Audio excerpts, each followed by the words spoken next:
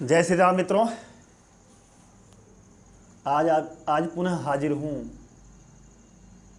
एक पुरुष की पत्रिका को लेकर के। मित्रों, इनका एक ही प्रश्न है, विवाह नहीं हुआ है और एक विवाह हुआ था तो वह मतलब खटक गया, अर्थात जो होता है संबंध टूट गया। और उनका आज 40 साल होने वाला है। मित्रों, आइए देखते हैं कि इनका ऐसा कौन सा दुर्योग बना इनके पत्रिका में कि अभी तक शादी उनका मतलब नहीं हो पाया, या हुआ भी तो नहीं चल पाया। मित्रों, देखते हैं, आज बात करता हूं। मित्रों देखिए, मित्रों यहाँ पे देखिए 3 नंबर राशि से कुंडली प्रारंभ होता है, अर्थात जो है लग्न में मिथुन राशि है, तो हम कह सकते हैं कि इस जातक का मिथुन लग्न की कुंडली है। मिथुन लग्न की कुंडली में सप्तम भाव के स्वामी बन जाते हैं और दसम भाव के स्वामी हो जाते हैं देव गुरु बृहस्पति। अर्थात जो सप्तम भाव होता है विवाह का स्थान कहा जाता है, और दसम भाव जो होता है इस जातक का कर्म का भाव कहा जाता है। तो इस मिथुन लग्न की कुंडली में सप्तमेश और दशमेश बन जाते हैं देवगुरु बृहस्पति। पहले यहाँ लग्न से बात करता हूँ। मित्रों देखिए, यहाँ 3 नंबर राशि लिखा है। लग्न में दो स्वभाव का लग्न है, इस इंसान दो स्वभाव का हो सकता है, इसका जो है कोई अस्तित्व खास नहीं कर सकते हैं। मित्रों, या थोड़ा सा ऐसे इंसान जो होता है दो स्वभाव का रहता है कि आगे पीछे चलता रहता है। वायु तत्व की राशि है, ऐसे इंसान जो होता है हवा में उड़ने वाला होता है। चंद्रमा इसका मेष राशि में है, अर्थात चर लग्न की राशि में है, चर राशि में चंद्रमा विराजमान है, तो ऐसे इंसान चलायमान व्यक्ति होगा। मित्रों, अब देखते हैं कि विवाह में ऐसा कौन सी समस्याएं ऐसा आया, अड़चन आया कि वह अभी तक विवाह नहीं हुआ, या हुआ भी तो है उनको जो है कैंसलेशन हो गया, अर्थात जो होता नहीं बना, खटपट हो गया। तो देखिए मित्रों, मिथुन लग्न में सप्तम भाव के स्वामी बन जाते हैं देवगुरु बृहस्पति। अब देखते हैं कि वह सप्तमेश यानी विवाह भाव का स्वामी कहाँ बैठा हुआ है।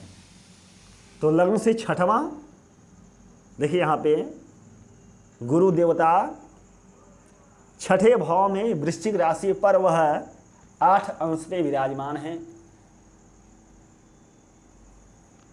जहाँ यह गुरु देवता विराजमान हैं, बैठे हैं, वहाँ मित्रों यहाँ छठवां भाव जो होता है अशुभ भाव कहा जाता है। अशुभ भाव में सप्तमेश का स्थिति बना, और जिस अंश पे है वह बाल्य अवस्था में, अर्थात 8 अंश पे हैं, तो 8 अंश जो होता है वह बाल्य अवस्था कहा जाता है, अर्थात कुमार अवस्था में प्रवेश करने वाले होते हैं। तो मित्रों, सप्तमेश पहली बात है यहाँ अपने से 12वां चला गया, लग्न से छठवां और अपने से 12वां चला गया, पर अच्छा नहीं है। यह दिखाता है, दर्शाता है मित्रों कि यहाँ खड्डे भाव में आया था, दुख भाव में आ गया, अशुभ भाव में आ गया।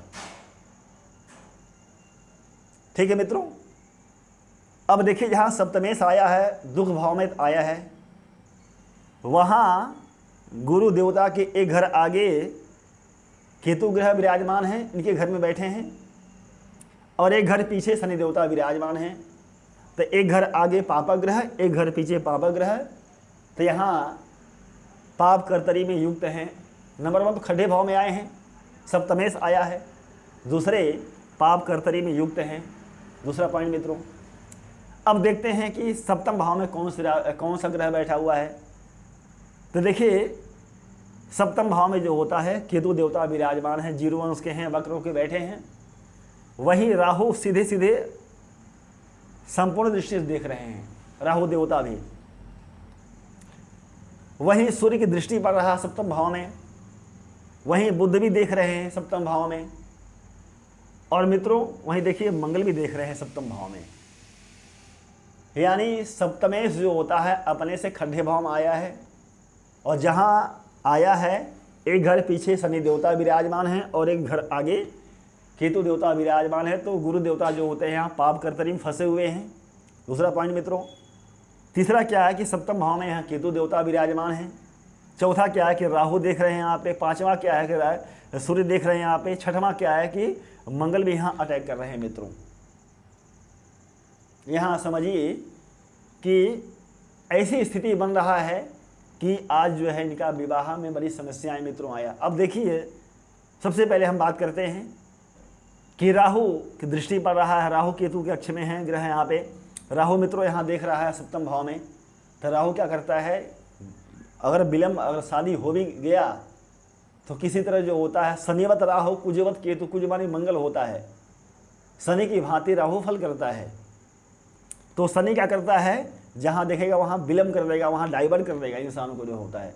सप्तम भाव में सातवीं दृष्टि से सप्तम भाव को देख रहा है, तो विवाह में अनबन पैदा कर देना। यदि विवाह हुआ भी होगा तो यह क्या करेगा, कहीं कहीं मिला के जो होता है राहु देवता इस भाव को नाश करने वाले होते हैं, अर्थात जो होता है उस भाव के संबंधित बुरा परिणाम देने वाले होंगे मित्रों।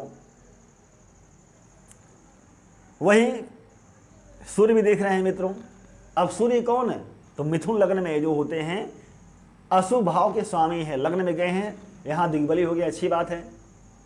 सूर्य देवता जो है लग्न में वह उच्च के हो जाते हैं काल पुरुष में, और दिग्बली सूर्य देवता वहाँ हो जाते हैं, अच्छी बात है। तो सूर्य की दृष्टि पड़ रहा है सप्तम भाव पे।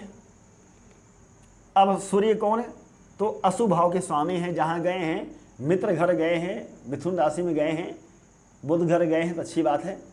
पर मित्रों शुभ राहु देवता सूर्य देवता एक अशुभ ग्रह हैं, ग्रहों के नायक हैं, उनकी दृष्टि में तेज रहता है, उनकी दृष्टि में सब अस्त हो जाता है, सब भस्म हो जाता है मित्रों। तो सूर्य की दृष्टि पड़ रहा है यहाँ पे, ऊपर से मंगल की दृष्टि पड़ रहा है। एक तो यहाँ मैं कहूँगा कि मांगलिक हैं, देखा जाए तो चंद्र पत्रिका से भी मांगलिक हैं मित्रों, तो यहाँ मैं कहूँगा कि उच्च मांगलिक हैं। अगर इस सप्तम भाव में गुरु देख लिए होते, या शुक्र देख लिए होते, या मंगल के ऊपर गुरु देख लिए होते, या शुक्र की दृष्टि पड़ जाता, तो यहाँ कह सकता हूँ कि मांगलिक दोष थोड़ा खत्म हो जाता है, थोड़ा रहम करते मंगल देवता। लेकिन मंगल मित्रों यहाँ अटैक कर रहे हैं, देख रहे हैं सातवीं दृष्टि से, संपूर्ण दृष्टि से मंगल भी यहाँ देख रहे हैं। अब मंगल कौन है, तो मिथुन लग्न में मंगल देवता जो होते हैं, यह देखिए उनकी जो है एक सह राशि जो होता है कहाँ है, वह छठे भाव में स्थित है। किसकी राशि, मंगल देवता का। और एक राशि देखिए यहाँ पे 11th हाउस में है, अर्थात यह अशुभ भाव है, अभी अशुभ भाव है। तो अशुभ भाव अशुभ डिपार्टमेंट मिलने के नाते और लगने से बुध के मित्र न होने के नाते मिथुन लग्न में प्रबल मार्केश मंगल आता है। अब यहाँ मंगल को समझिए कौन, अशुभनाथ मंगल लग्न में बैठ करके सातवीं दृष्टि से सप्तम भाव पर बाधित कर रहा है। हालांकि सप्तमेश जो होते हैं गुरु हैं, गुरु मैं समझता हूँ रहम करने वाला है, पर मित्रों मानिए मंगल एक अशुभ ग्रह है, अशुभ भाव का फल लेकर बैठा हुआ है, तो मंगल की दृष्टि भी अशुभ होता है, उनकी दृष्टि मित्रों पड़ रहा है यहाँ पे। लेकिन मित्रों यहाँ देखिए मंगल वहाँ 10 अंश पे हैं, अर्थात मिथुन राशि के हैं, लेकिन वहाँ अस्त होकर बैठे हैं। यहाँ मानिए भले अस्त होकर बैठे हुए हैं, लेकिन उनकी कुछ तो प्रभाव करेगा। वहीं बुध को भी सूर्य ने अस्त कर लिया। तो यहाँ देखिए मित्रों, यह सप्तम भाव में राहु देख रहे हैं, केतु यहाँ बैठा हुआ है, सूर्य भी देख रहे हैं यहाँ पे, और मंगल भी यहाँ अटैक कर रहे हैं, देख रहे हैं मित्रों यहाँ पे। और देखिए शनि यहाँ उच्च के बैठे हैं मिथुन लग्न में। शनि कौन है, शनि एक अशुभ ग्रह है, लेकिन इस लग्न पत्रिका में वह भाग्य विधाता है और अष्टम भाव के स्वामी है। जहाँ गया है सप्तम भाव पंचम भाव में स्थित है, वहाँ उच्च का बैठा हुआ, अच्छी बात है। आयु का बलवान भाग्य से पंचम भाव में गया तो अच्छी बात है। लेकिन मित्रों शनि देवता अपनी तीसरी दृष्टि से सप्तम भाव पे यहाँ पे वह भी अटैक कर रहे हैं। तो बताओ इतना झमेला है मित्रों कि बताओ क्या कहूँ। और दूसरी बात, बहुत सारी बातें हैं। अब जब हम पुरुष की पत्रिका करते हैं, विवाह करते हैं, तो शुक्र का बलवान होना चाहिए मित्रों। तो देखिए शुक्र भी यहाँ पे जहाँ गए हैं, शुक्र कौन है, पंचमेश और द्वादशेश शुक्र कहाँ गए हैं मित्रों, यहाँ पे देखिए सिंह राशि पर, वहाँ 2 अंश पर वह तीसरे भाव में विराजमान है। यह अशुभ भाव है, शुक्र को यहाँ जाना अच्छा नहीं कहा जाता है। शुक्र 6 और 8 भाव में अच्छे फल नहीं दे पाते हैं। तीसरा भाव भी मानिए अमूमन जो होते हैं अच्छे फल नहीं दे पाते हैं। तो अशुभ ग्रह अशुभ भाव में चल जाते हैं तो अपना जो है कारकत्व होता है वह फल देने में हानि कर देते हैं। कौन? शुभ ग्रह है। तो शुक्र की भी ऐसी स्थिति है कि खड्डे भाव में है, अशुभ भाव में है, वहाँ पे हैं। तो मित्रों यह स्थिति बन रहा है कि उनका विवाह में परेशानी इत्यादि, विवाह नहीं हो पाया या विवाह हो भी गया था एक बार जो है तो मतलब अनबन हो गया मित्रों। तो यह देखिए मित्रों, मैं कहूँगा कि यहाँ पितृदोष, अंगारक दोष मित्रों यहाँ पे कहूँगा, जड़त दोष मित्रों यहाँ पे कहूँगा, और पाप कर्तरी दोष भी मित्रों इस जातक की कुंडली मित्रों निर्माण हुआ है। और यहाँ मैं कहूँगा कि उच्च मांगलिक दोष मित्रों, अगर यही समय पर रहते कुछ विधान कर लिए होते, इनको जानकारी होता कि मेरे पत्रिका में है दोष है या योग दुर्योग है, तो वह उपाय हम करें ताकि वह ग्रह मतलब जो है हमारे देवता प्रसन्न हो, ऐसा कुछ लाभ हो। अगर समय रहते उपाय कर लिए होते तो शायद ये नौबत नहीं आती मित्रों। बहरहाल बहुत दिन भी दिया, चिड़िया चुग गई खेत जो है, ऐसा कहावत न हो गया है। अब क्या करें? तो मेरा मानना इनका प्लानिंग चल रहा है विवाह करने का। विवाह करने से पहले आप सबसे पहले आप हमसे आप मिलना, अन्यथा किसी अच्छे ज्योतिष से आप मिलना, उनके परामर्श के द्वारा ही आप आगे बढ़ना मैं कहूँगा। तब तक के लिए मैं बोलूँगा जो दुर्योग है पत्रिका में, जो दोष हैं इस पत्रिका में, उसको आप जा करके उज्जैन या नासिक जो होते हैं या बड़े बड़े किसी आचार्य से संपर्क करके वह दोष शांति करा लें मित्रों, तो हम समझते हैं कि आगे जीवन बेहतर होगा। मित्रों जो जानकारी था मुझे या जो यह पत्रिका कहती है उसके रिगार्डिंग मैंने यथावत बताया आपके वीडियो के माध्यम से। आज बस इतना ही। आप सभी का बहुत बहुत धन्यवाद। जय श्री राम मित्रों।